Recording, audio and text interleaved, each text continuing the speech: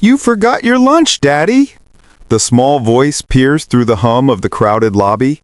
Wesley Bradford, 33 years old and CEO of Bradford Enterprises, stopped mid-stride. He turned slowly, briefcase in hand, expecting to see no one. He had no children. But there she was, a little girl, maybe 6 years old, with bouncing brown pigtails and a pink lunchbox clutched in her tiny hands. She stood by the security desk, eyes wide and hopeful, looking straight at him. I think you have the wrong person, sweetheart, Wesley said gently, crouching down to her level. The girl's face crumpled.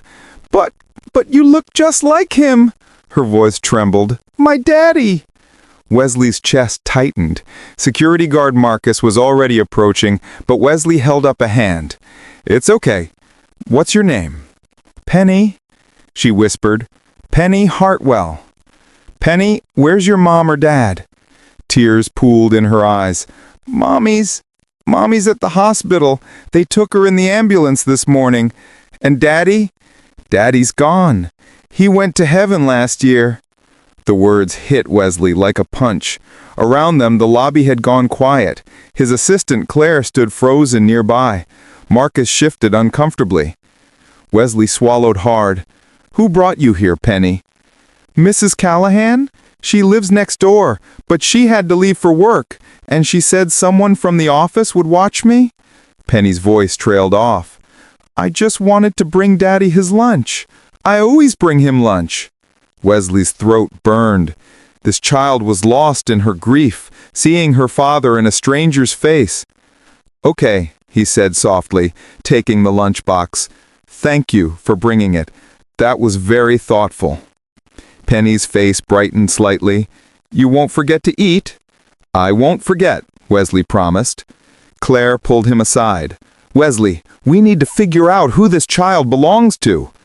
I know, he said quietly. Call Children's Services. But gently, Claire. She just lost her mother to an emergency. While they waited, Wesley sat with Penny in his office. She settled onto the leather couch, small and fragile in the vast room. He opened the pink lunchbox.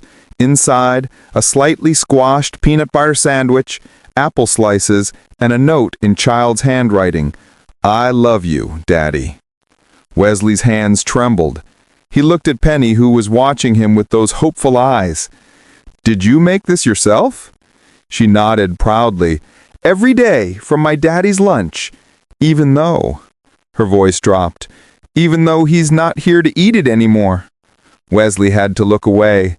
He thought of his own childhood, cold, distant parents who built an empire but forgot to build a family. He'd sworn he'd be different, but he'd poured everything into work instead. No wife, no children, just emptiness. Penny, he said carefully, tell me about your dad. Her face lit up. He was the best daddy in the whole world. He worked really hard, like you, wore a suit like you, and he always said, the most important job isn't at the office, it's at home, with you.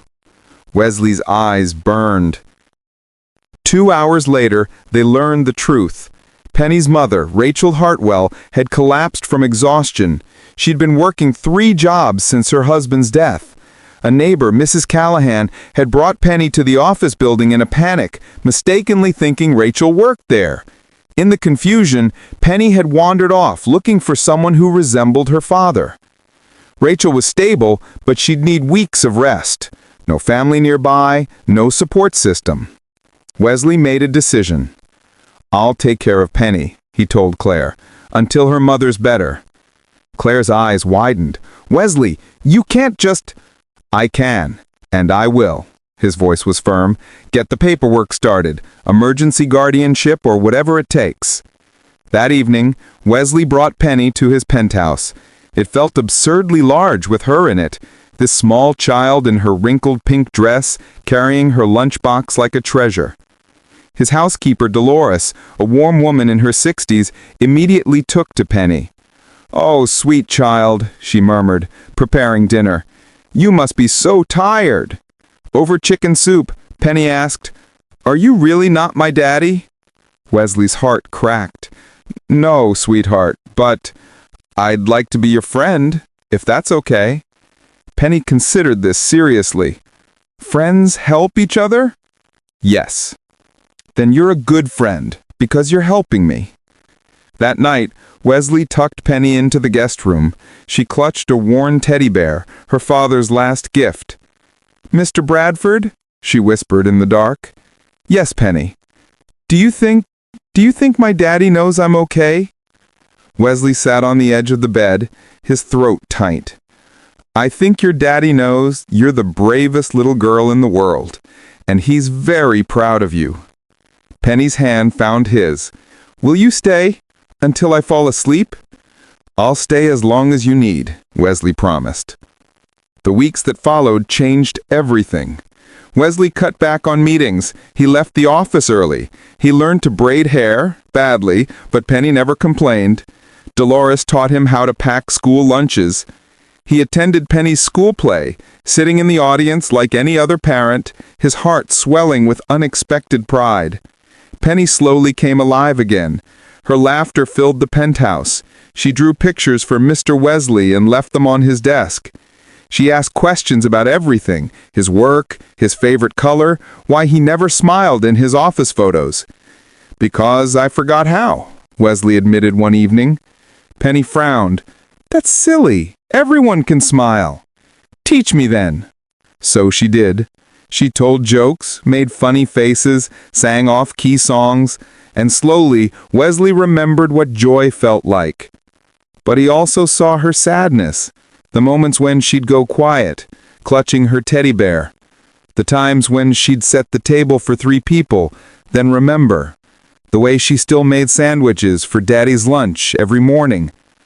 One night, Wesley found her crying in the hallway. Penny, what's wrong? She sobbed. I miss him.